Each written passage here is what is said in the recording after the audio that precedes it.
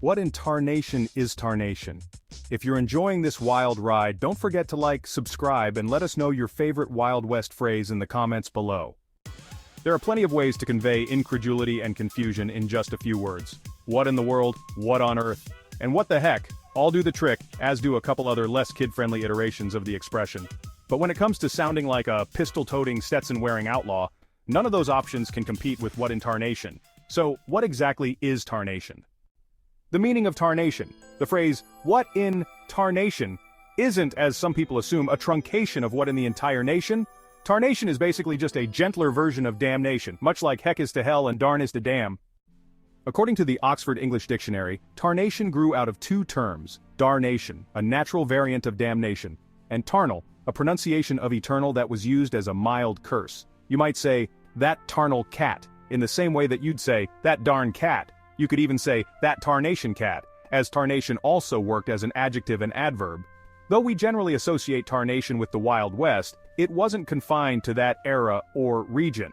The earliest reference to the term in writing is from a 1787 play called The Contrast, a comedy in 5 acts, written by Royal Tyler and set in New York City. The play, often cited as America's first theatrical comedy, satirized two notable sects of American society, the preening, snooty Europhiles and the hardy, honorable patriots. The character who uses tarnation, and tarnal and tarnally, is Jonathan, a manservant who functions as a caricature of working-class New England Yankees.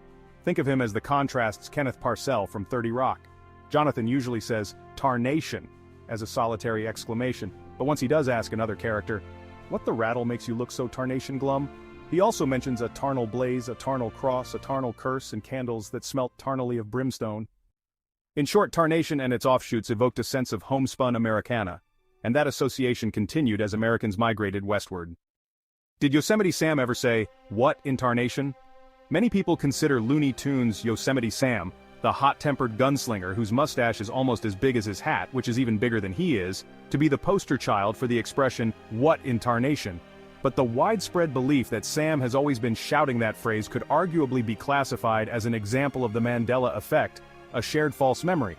We couldn't find a single instance of his saying the word tarnation in any original Looney Tunes cartoon, starting with his debut in 1945's Hair Trigger and ending with 1964's Dumb Patrol. And even if one did happen to slip by us, that's hardly enough to earn tarnation, or what in tarnation, the distinction of being an iconic catchphrase of the character.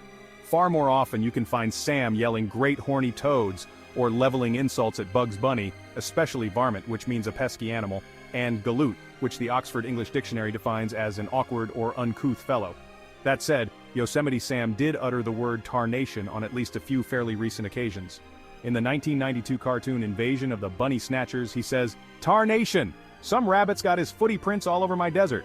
The line is similar to one in 1955's Sahara Hare, in which Yosemite Sam says, "Great horny toad's a trespasser, getting footy prints all over my desert."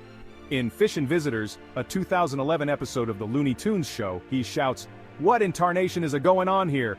when Bugs Bunny and Daffy Duck are throwing a loud house party. In the 2012 episode, the Stud, the Nerd, the Average Joe, and the Saint, he shouts, "What in tarnation are you doing here?" after Bugs comes to rescue him from sleeping through a house fire. And in the 2013 episode, The Grand Old Duck of York, Sam shouts, "What in tarnation is he doing up there?" while Daffy is practicing the piano, loudly and honestly, pretty poorly.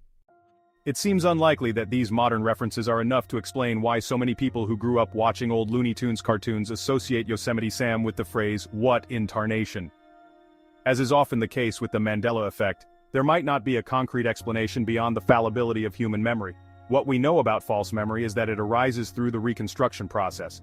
Gene Brewer, Ph.D., an associate professor in cognitive psychology at Arizona State University, told Mental Floss in 2019, "When you recall an event, you use memories around it, taking elements or pieces of other events and fitting them where they make sense.